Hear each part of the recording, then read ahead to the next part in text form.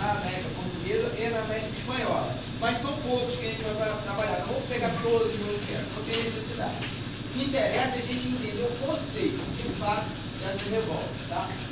Bora, Lucas. Então, vamos começar aqui pela América Portuguesa. Acompanhe aí pelo caderno de vocês. Tá? Não vou escrever tudo de novo, não. Primeiro de tudo, a gente tem que entender qual é a diferença entre uma revolta, uma revolução e um golpe. Tá? A revolta é um movimento local que surge em consequência de contestações à dominação política e econômica da metrópole. Esse movimento local ele tem como objetivo atender demandas específicas. Em geral, são questões econômicas que incomodam os grupos revoltosos. Né? Em outras palavras, uma revolta é uma rebelião de uma pequena parcela de uma população contra a exploração econômica de um poder externo. Isso aí na América Portuguesa? Isso. Essas revoltas, elas têm como principal objetivo garantir maiores lucros para aquele grupo que está se revoltando. Os caras só ficam bolados porque eles estão perdendo dinheiro. A metrópole está sufocando o comércio local através do pacto colonial. E eles querem mais lucro. E se você tem um modelo de pacto colonial, que pressupõe um monopólio, você tem menos lucro. Tá? Então, não tem nada de espetacular numa revolta. Não é nenhum movimento nacionalista, não é nenhum movimento que busca a emancipação, independência, não. É só uma malcriação. Então, é uma malcriação de uma elite local que quer melhores condições econômicas. Só isso, tá? É simples. Um golpe já é uma coisa mais elaborada. Então você tem ali uma elite que não está satisfeita com o governo local, porque esse governo não está beneficiando essa elite da forma como ela quer. Tá? O que eles vão fazer? Eles vão arquitetar um plano para tirar esses atores políticos e colocar o pessoal que vai favorecer esse grupo. É um movimento ilegal, não tem participação popular e só beneficia essa elite que planejou o golpe. Então, se o Pedro é o governante dessa sala e ele não está mais beneficiando da forma como o grupo que apoiou ele acha que tem que ser beneficiado, o grupo vai lá e vai tirar ele e vai colocar o Gui. E o Gui tem a promessa de trazer mais lucro, de beneficiar melhor esse grupo, trazer privilégio para esse grupo. E a população? A população se ferra. Mas quem está se importando com isso? Não? Então, esse é um modelo de golpe. O modelo de revolução já é uma transformação radical de todas as estruturas do Estado. Sociedade, política, economia. É um movimento que acontece como uma manifestação da vontade popular. As pessoas estão cansadas da exploração do governo e dos privilégios da elite. Então eles vão lá, vão pegar em armas e vão destruir aquele governo, vão destruir essa elite, vão tomar o poder. E criar um novo modelo de Estado que vai beneficiar toda a população. Certo? Então, vou dar um exemplo de revolta. Revolta de Beckman, que acontece no Maranhão, envolvendo interesses econômicos de um pequeno grupo que estava insatisfeito com o monopólio da Companhia de Comércio do Maranhão e com a impossibilidade de usar os indígenas como escravos.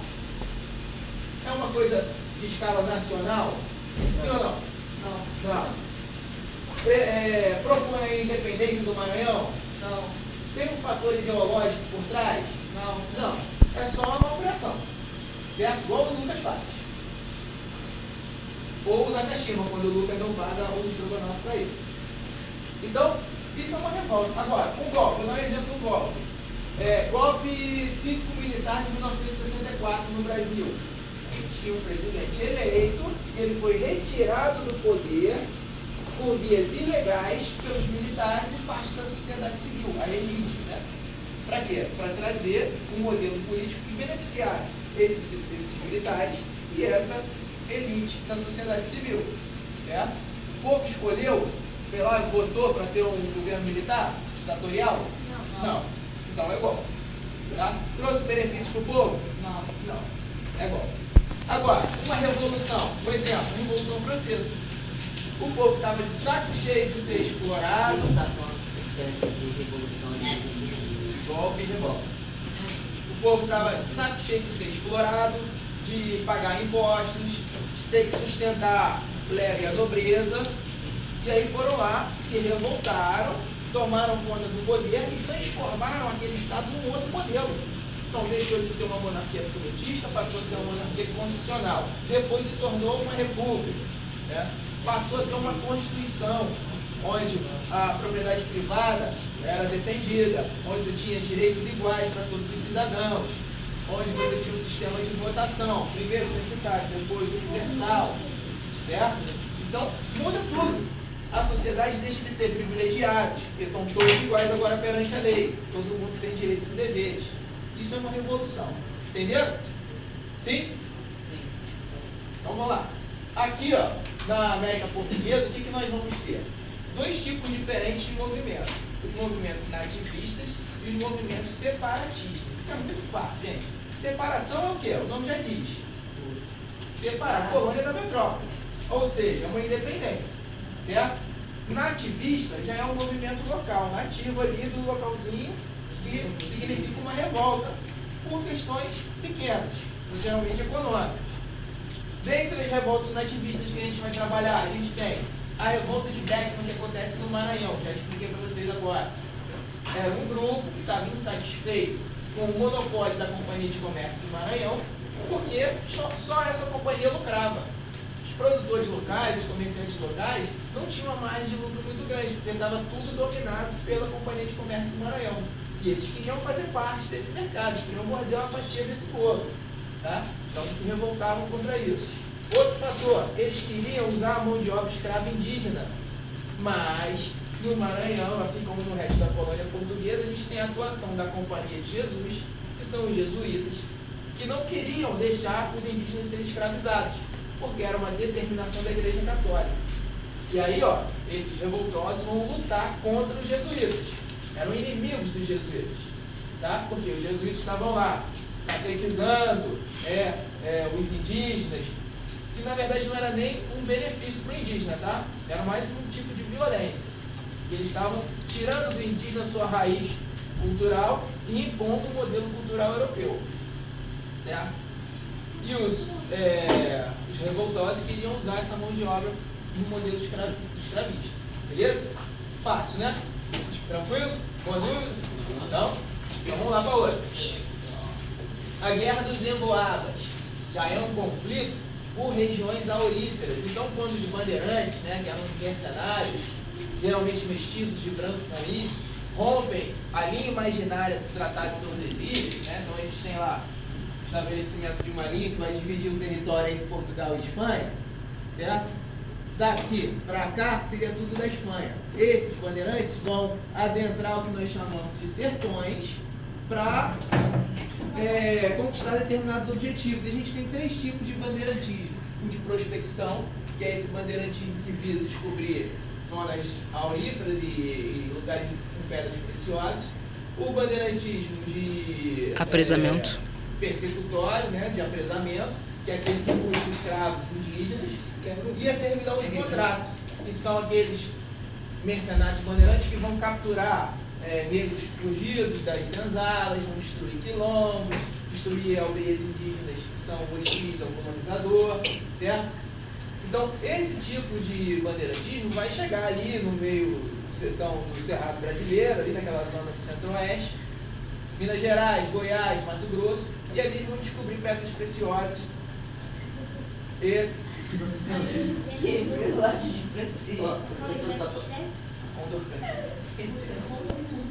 Só para anotar aqui, revolta de Beckman é nativista? Nativista. E Guerra dos Emboabas também, né? Também. Então, lá, quando esses bandeirantes paulistas ocupam esse território, começam a explorar o ouro, a notícia se espalha. E aí outros elementos vão vir e vão querer tomar conta do território também. Esses estrangeiros que chegam para dominar essas zonas auríferas, eles vão receber o nome de emboabas, porque em tupi significa pés emplumados. Na visão dos indígenas, as botas que eles usavam pareciam os pés emplumados das aves. Tá? No final das contas, Francisco, senta lá no teu lugar, vai. Vai embora. No final desse conflito, os estrangeiros, os emboabas, vão vencer, por quê? A maior parte deles são os portugueses. E como Portugal é a metrópole e tinha interesse em explorar o ouro e as pedras preciosas, eles vão apoiar esse movimento dos emboabas, certo? Outra revolta nativista, a revolta de Filipe dos Santos. Como eu falei para vocês, são movimentos locais, ou da Vila Rica, que tinham interesses econômicos. O grupo de mineradores de Vila Rica, né, estava insatisfeito com o modelo de exploração da metrópole. Por quê? Parte do ouro arrecadado tinha que ser enviado para a metrópole. Na verdade, 1/5 desse ouro. Então, isso na visão dos mineradores era muita coisa.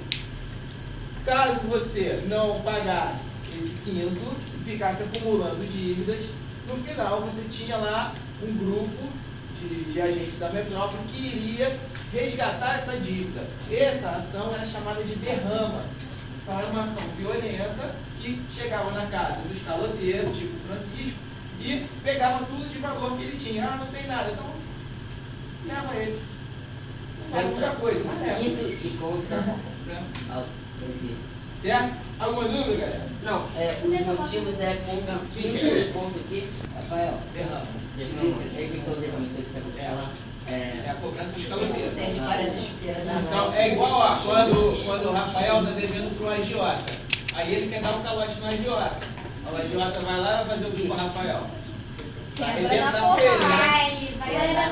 Vai roubar tudo da Vai roubar tudo. casa. Isso aí é a derrama. Viu, Rafael? Tá dizendo para o agiota não, hein? Alguma dúvida, galera? Mascates, vamos lá. A revolta dos mascates era um conflito na região de Pernambuco. Olha só o que acontece, que isso aqui é um pouco diferente, tá? Durante muito tempo, Pernambuco foi dominado pelos holandeses durante o período da União Ibérica. E aí os holandeses incentivaram a produção de açúcar, que se concentrava basicamente na região de Olinda. Então os senhores de engenho eram uma oligarquia rural que ficavam em Olinda. Eles tinham poder econômico e poder político. Agora, quando os holandeses saem de Pernambuco, por conta das guerras contra Portugal, eles vão explorar o açúcar nas Antilhas, que são um conjunto de ilhas do Caribe. Esse açúcar antilhano começa a ser vendido na Europa a preços melhores e com qualidade melhor. Então o açúcar brasileiro ele começa a entrar em decadência. Junto com o açúcar entra em decadência também os senhores de engenho do Brasil. Agora, durante a gestão holandesa, o Maurício Nassau ele incentivou a urbanização do Recife, né? Ele trouxe ali artistas, construiu pontes, né? Estabelecimentos. Isso fez com que um grupo social crescesse na região que eram os comerciantes. Esses comerciantes queriam separar o Recife de Olinda, queriam a emancipação da região, mas não era uma revolta que visava a criação de uma república no Recife, tá? Atenção, era só uma separação entre as províncias. E eles queriam também maior participação política na província. Então eles vão entrar em conflito e esse conflito vai acabar com a vitória dos comerciantes do Recife. Tá? Por que tem o nome de mascate? Mascate é aquele comerciante itinerante, que ele vai vendendo coisas de porta em porta. É uma forma pejorativa que os senhores de engenho usavam para chamar os comerciantes do Recife. Beleza? Aí tudo bem, galera? Qual é pejorativo? É um insulto. Podemos continuar? Ah, tá. Era pejorativo o nome... Mascate. Porque era um comerciante de vendedor fuleirado. Não, quem vai? Quero acabar. Vamos lá para as revoltas separatistas. Então a gente tem duas principais: a Conjuração Mineira e a Conjuração Baiana. Qual é o elemento conciliador entre as duas? O que assemelha uma à outra? A base ideológica? A base ideológica. São ambos movimentos iluministas. Tá? Essa proposta iluminista ela se reflete na criação de uma república e no liberalismo econômico. Beleza? Qual é a diferença entre os dois? Aqui o movimento mineiro é um movimento de elite.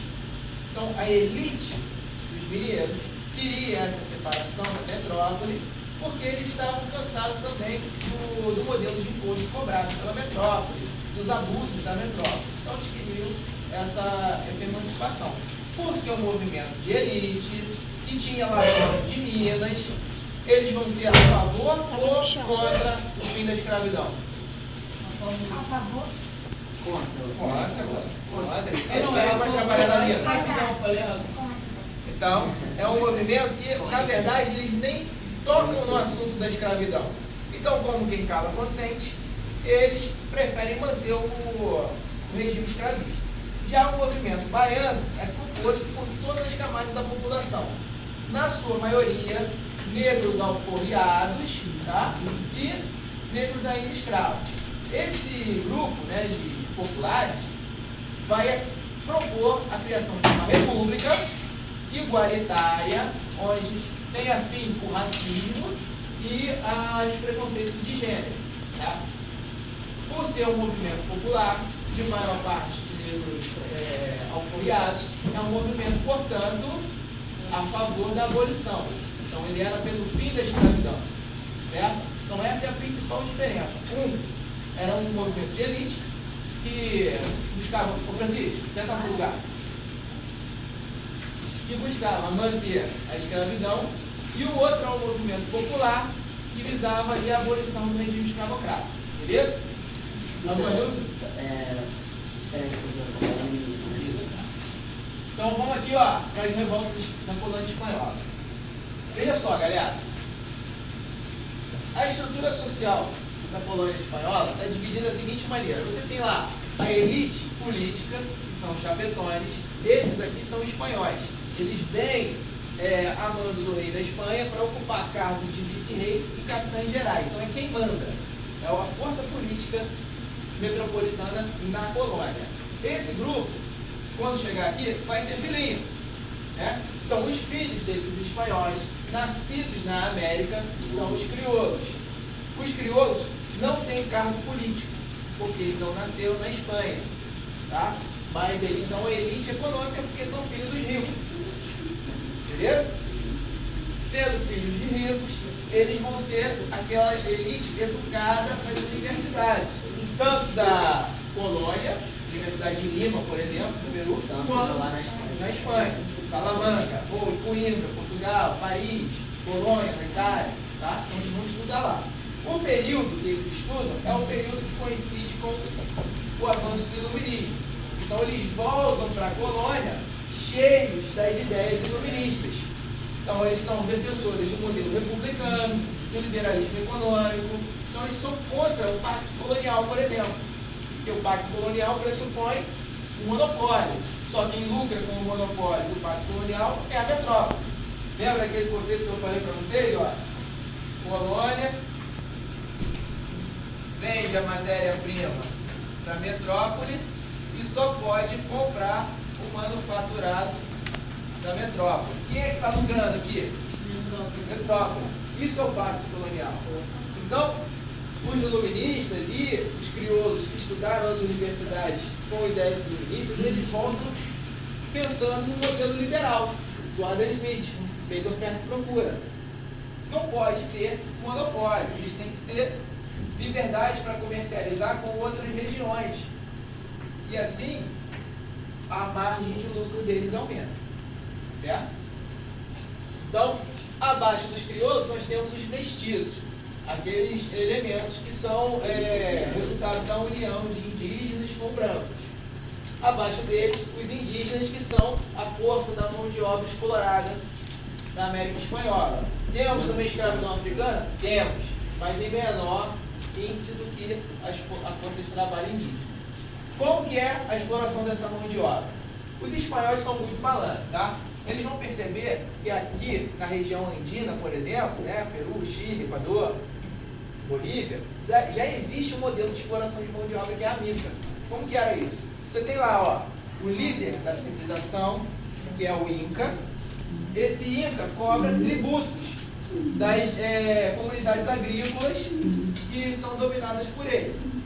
Essas comunidades agrícolas, chamadas Aiú, são comandadas por um curaca, que é o administrador dessas comunidades. Tá? O curaca tem que escolher elementos do Ainu para trabalhar na mita, que é um imposto pago com o trabalho.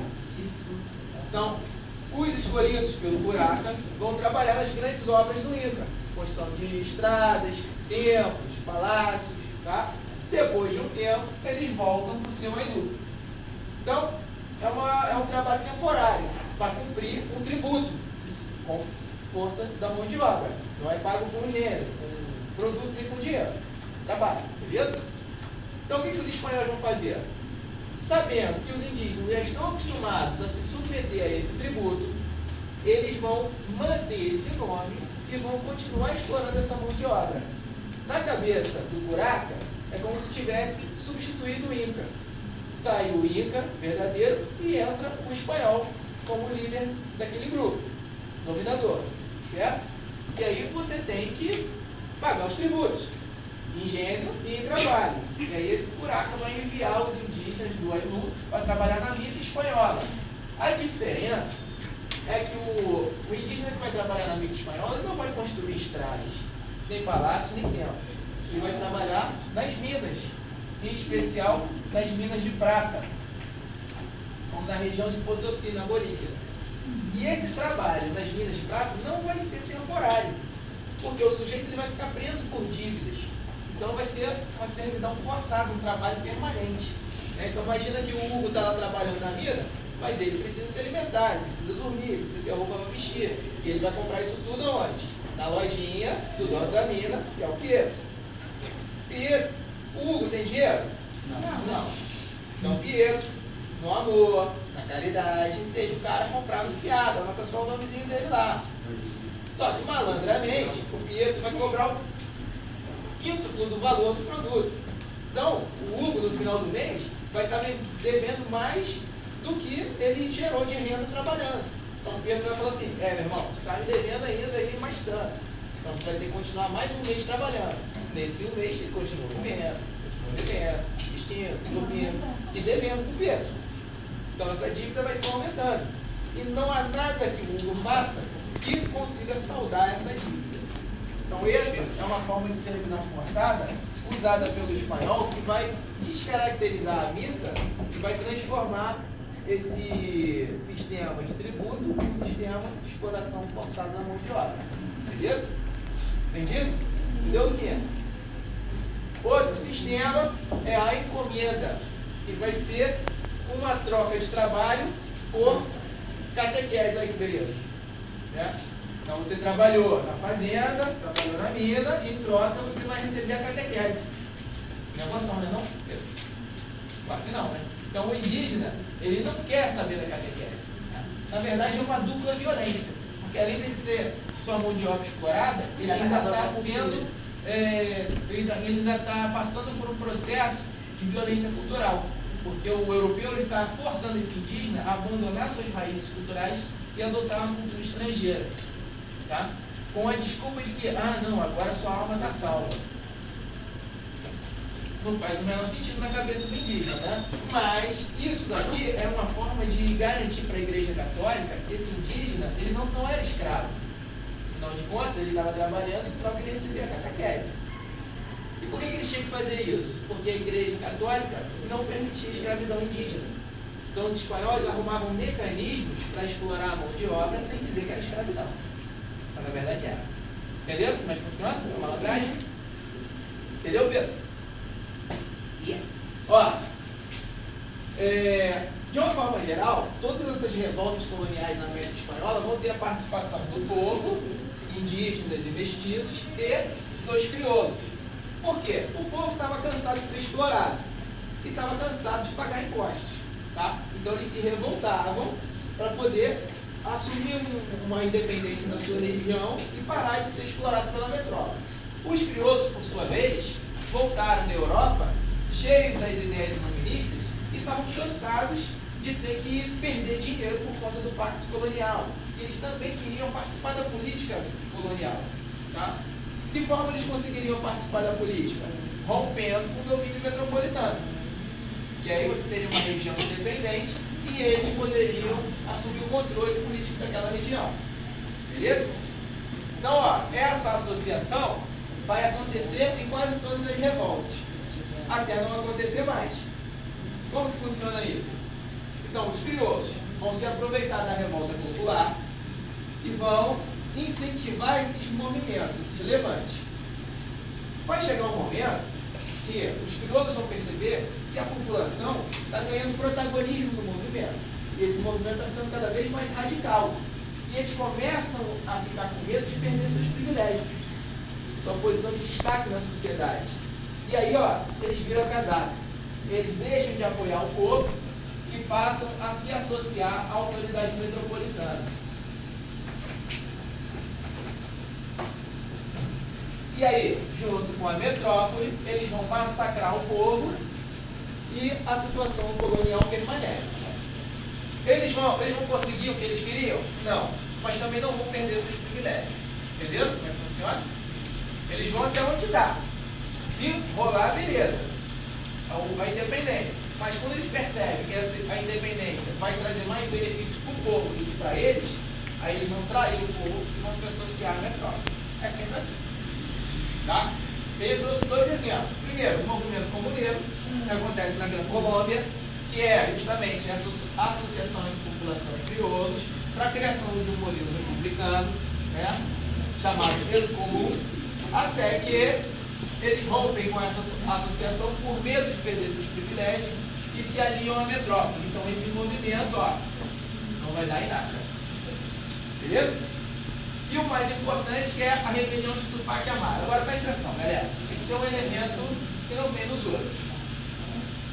O motivo vai ser o mesmo.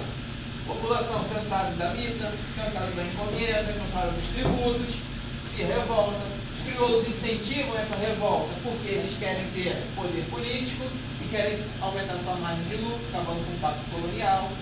Quando eles percebem que a população vai se radicalizando, que o movimento vai trazer mais benefícios à população do que para eles, eles vão lá e rompem essa aliança e se juntam à metrópole, acabando com o movimento. Mas o que tem de diferente? É isso aqui, o nome, Tupac Amaru, tá? O líder dessa revolução, dessa revolta, chamava-se José Condorcanqui. Esse cara, ele vai assumir o título, né, o nome de Tupac Amaru II, como um descendente do último Inca, Tupac Amaru I. Qual o objetivo dele com isso? É trazer para o movimento toda a população indígena, porque ele, adotando esse nome, ele cria um elo étnico com os indígenas e acredita que a consciência de classe, a consciência étnica vai fazer com que todos os indígenas se juntem ao movimento, porque ele estaria sendo liderado pelo último Inca, pelo último indígena que liderou essa população. Tá? Então, de fato, esse é um elemento importante, porque ele vai conseguir aumentar o alcance do movimento, vai conseguir aumentar o número de adeptos dos indígenas, porque esses indígenas vão enxergar no nome Tupac Amaru uma verdadeira liderança étnica e vão lutar contra a autoridade metropolitana. Tá. Tá sendo aí? Calma aí. Falta 2 minutos na prova. Professor, deixa mais 2 minutos. Vai primeiro. Que isso, professor? Alguma dúvida? Não. Professor, vai dar tempo.